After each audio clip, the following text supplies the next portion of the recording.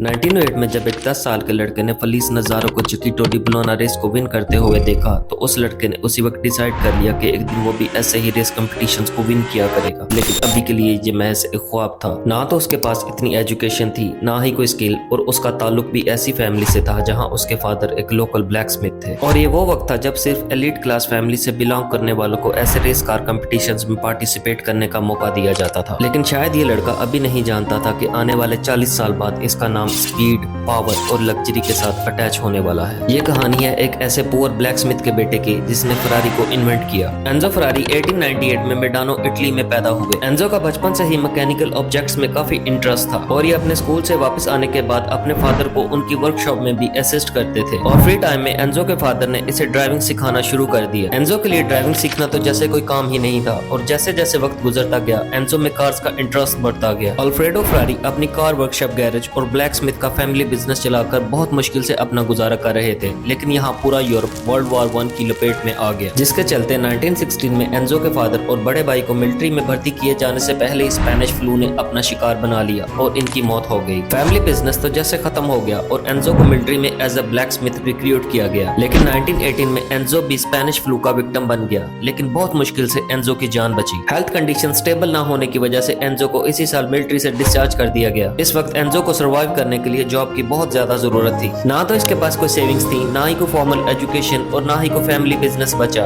Enzo के पास अगर कुछ था तो सिर्फ और सिर्फ ड्राइविंग का स्किल, और इसी स्किल की बेस पे एंजो ने बहुत सी कंपनीज में जॉब के लिए अप्लाई किया। लेकिन सब ने कोई ना कोई रीजंस की वजह से एंजो को हायर नहीं किया। लकीली एंजो को सीएमएन कंपनी में एक टेस्ट ड्राइवर की जॉब मिल ही गई। ये कंपनी ट्रक्स को रिमॉडल करने के बाद पैसेंजर कार्स बनाती थी। सीएमएन में एंजो के लिए बेहतरी आना शुरू हो गई और इसकी एबिलिटीज और स्किल्स की वजह से एंजो ने सीएमएन में अपना अच्छा नाम बना लिया। और कुछ ही अरसे बाद एंजो एक टेस्ट ड्राइवर से प्रमोट होकर एक रेस कार ड्राइवर बन गया और कंपनी को बहुत सारे कॉम्पिटिशन्स में रिप्रेजेंट किया। 1919 में एंजो ने पार्मा पोगोदी परचेतो हिल क्लाइंब रेस में डेब्यू किया और 4th पोजीशन पे फिनिश करके बहुत से लोगों को सरप्राइज कर दिया। इसी साल एंजो ने और बहुत से रेस कार कॉम्पिटिशन्स में पार्टिसिपेट किया, लेकिन फ्यूल टैंक लीकेज और बहुत से मैकेनिकल इश्यूज की वजह से रेस से रिटायर होना पड़ा और अपनी फर्स्ट सक्सेसफुल रेस को दोबारा रिपीट करने में नाकाम रहा। एंजो ने और ज्यादा बड़े रेस कार चैलेंजेस की ख्वाहिश में सीएमएन को छोड़कर अल्फा रोमियो को ज्वाइन किया। At that time Alfa Romeo Italy की टॉप रेसिंग कंपनी मानी जाती थी और एंजो का अल्फा रोमियो के साथ बहुत अच्छा और बुरा टाइम भी गुजरा। एंजो की डेडिकेशन और हार्ड वर्क ने 1923 में इसे पे ऑफ किया जब एंजो ने अपनी पहली ग्रैंड प्रिक्स चिकीटो डी सावियो रिवाना में फर्स्ट पोजीशन होल्ड की। लेकिन ये तो अभी एंजो की कामयाबियों की सिर्फ एक शुरुआत थी। 1924 में एंजो ने पेस्कारा, रिवाना और पोलिसीन में कोपा एकेरबो रेसेस को विन किया और इस तरह एंजो ने इटालियन मोटर स्पोर्ट सर्किट्स में अपनी एक अच्छी रिप्यूट बना ली। अपनी 34 साल की उम्र तक पहुंचते एंजो ने 41 ग्रैंड प्रिक्स में पार्टिसिपेट किया और 11 में शानदार कामयाबी हासिल की। ये एंजो के एक छोटे से रेस कार कैरियर की ऐसी अचीवमेंट्स थी जिनको पूरा करने में ड्राइवर्स की सारी जिंदगी गुजर जाती है। अपनी रिटायरमेंट के बाद एंजो ने अपनी सारी एफर्ट्स अल्फा रोमियो की कार्स और फैक्ट्रीज में लगा दी और रेस कार्स में काफी इंप्रूवमेंट्स की और सिंगल हैंडेडली अल्फा रोमियो में एक टैलेंटेड रेस कार ड्राइवर्स की टीम बनाई जिनमें गिउसेप्पे कैम्पारी और ताजियो नोवोलारी जैसे फेमस ड्राइवर्स शामिल थे और इस टीम का नाम स्कूडेरिया फरारी रखा। ताजियो नोवोलारी और अल्फा रोमियो की रेस कार P3 ने मिलकर कंपनी के लिए बहुत से सक्सेस अचीव किए। इन्हीं दिनों P3 पे एक प्रेंसिंग हॉर्स लोगो भी नजर आना शुरू हुआ। एक इटालियन फाइटर जेट पायलट जिसका नाम फ्रांसेस्को बराका था, उसने ये लोगो डिजाइन किया और इसे अपने फाइटर जेट पे एज अ एम्बलम यूज किया। लेकिन 1918 में एक ऑस्टिन प्लेन शॉट की वजह से फ्रांसेस्को की मौत हो गई। बराका की मदर एंजो के रेसिंग स्किल्स की वजह से इससे काफी इंप्रेस थी और उन्होंने अपने बेटे के फाइटर जेट के एम्बलम को एंजो को एज अ नेकलेस गिफ्ट किया। एंजो ने इसी एम्बलम को स्कूडेरिया फरारी का लोगो बनाने में यूज किया, जहां एक प्रेंसिंग हॉर्स को एज अ बेस और अपनी बर्थ प्लेस मोडेना के येलो कलर को एज अ शील्ड यूज किया और इसी लोगो ने स्कूडेरिया फरारी की रेस कार्स को अल्फा रोमियो के लोगो के साथ रिप्लेस किया। डिस्पाइट के स्कूडेरिया फरारी टीम ने खुद को लेजेंड्स प्रूव किया,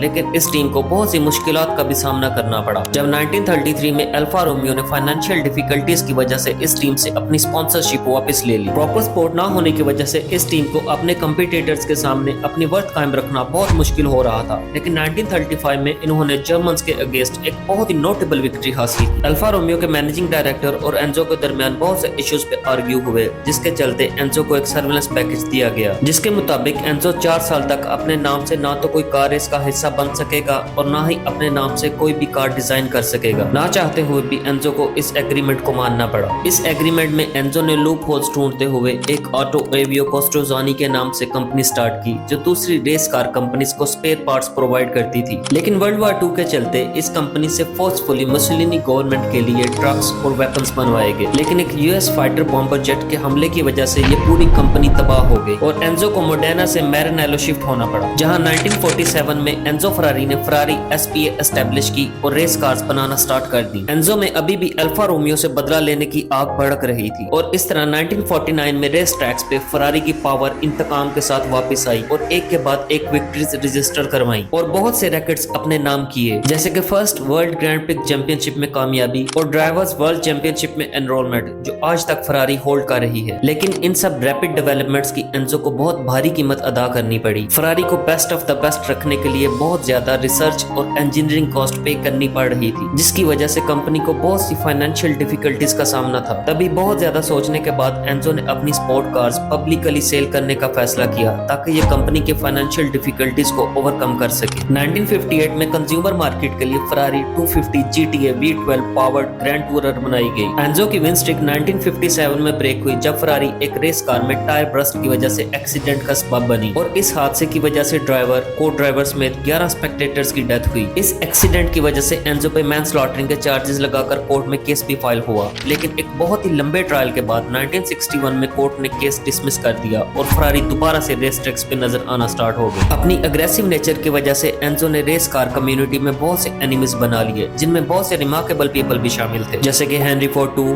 फेरुचो लैम्बोर्गिनी और कार्ल शेल्बी। इन सब ने फरारी को बीट करने के लिए अपनी अपनी स्ट्रेटजीज बनाना शुरू कर दी और फेरुचो लैम्बोर्गिनी के केस में तो पूरे का पूरा कार मैन्युफैक्चरिंग प्लांट भी लगाया गया। इन सब के अलावा फरारी को बहुत सी फाइनेंशियल डिफिकल्टीज का भी सामना करना पड़ा और बिलाकर एंजो ने 1965 में फियाट से एग्रीमेंट किया। 1969 आते तक एंजो ने फरारी के मजीद शेयर्स फियाट को सेल कर दिए और इस तरह फियाट और फरारी दोनों 50% पार्टनर्स बन गए। फरारी को प्रॉफिटेबल करने के लिए फियाट की इन्वॉल्वमेंट बहुत जरूरी थी और आगे चलते बहुत से न्यू मॉडल्स भी लॉन्च किए गए, जिनमें 308, GTB, GTS, 328 और 365 डेटोना शामिल थी। 1984 आते तक Ferrari Testarossa powered V12 engine sleek fighter jet inspired design ने धूम मचा दी और 20th सेंचुरी की सबसे ज्यादा सेल होने वाली फरारी कार बन गई। आगे चलते फरारी की 40th एनिवर्सरी पे F40 लॉन्च की गई, जो हिस्ट्री की पहली कार बनी जिसने 200 माइल्स पर आवर की स्पीड के बैरियर को अचीव किया। बहुत से हेल्थ इश्यूज की वजह से 90 इयर्स की एज में एंजो की 1988 में मौत हो गई। एंजो की डेथ के बाद भी फरारी ने बहुत सी एक्सीलेंट मशीन्स बनाई, जिनमें F50, 355 और 575 शामिल है। 2002 में फरारी ने अपनी F सीरीज का फास्टेस्ट मॉडल इंट्रोड्यूस करवाया, जिसका नाम